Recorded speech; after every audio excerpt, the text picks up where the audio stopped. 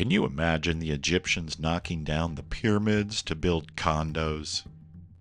The Miami Circle is a unique relic of a civilization that was among the earliest on Earth, a massive undertaking by the Tequesta Indians who inhabited this area for thousands of years.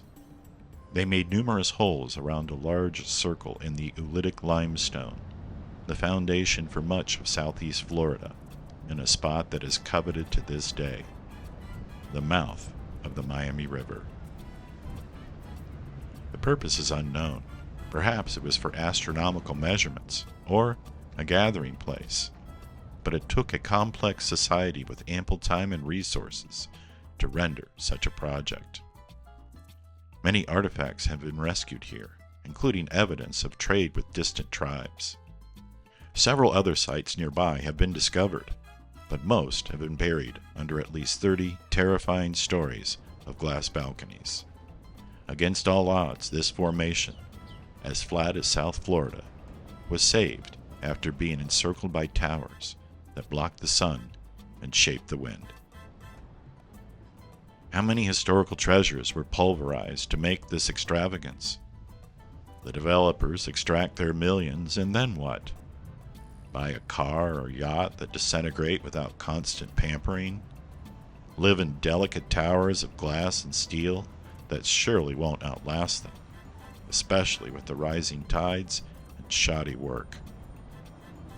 It's a comfy pillow for their mortal coils, but is that their legacy? What will they leave behind? Carefully written letters, portraits, journals, heirlooms, awards, wisdom, great art or music they commissioned or merely possessed? Do they leave behind baubles and broken toys with an impressive carbon footprint? Emails, texts, messages, videos, pics and posts, all deleted. Do they leave behind insatiable offspring that were never shown what enough means? They spend their fortunes on a property, level everything, then build something costly yet fragile, a monument to the latest trends and egos, only to be quickly bored, sell it off to another desperate soul who repeats the process. No cathedrals or libraries, just objects that lose their luster in a never-ending race to fight off oblivion, while failing to leave behind anything memorable. Where are the modern Medicis? The circle represents a remarkable success story, a rare victory for the preservation of the city's history, an example of how people sustain their way of life for thousands of years. A circular economy before there was even the notion. Our modern desires have taken a mere 100 years before we ripped out the resources and covered the land with the concrete carpet of capitalism. People who didn't forge metal or harness animal labor lived with abundance and kept it that way. It allowed the ultimate luxury of fashioning tools and art that survived the ages. What will become of these sky risers once they fall out of fashion? Will there be nothing left but foundations laid on holes with unusual patterns in the limestone?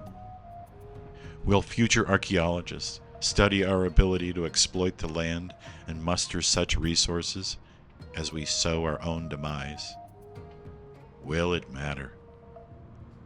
We shudder at how previous conquerors were so cruel, destroying many treasures from the early Americas, losing so much history and culture due to ignorance.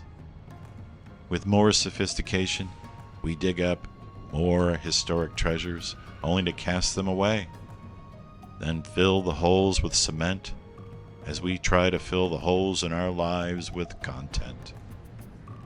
We consume products that snap like twigs, breaks that can't be fixed, only replaced. What chance do we have against the storms that are coming? We can't even make things with the techniques and durability of 100 years ago, much less 2,000. What kind of legacy are we creating with our accumulation of crap, except for the plastic used but once? We have much to learn from these ancient tribes, but we keep erasing their lessons because they interfere with habits that consume everything in the way.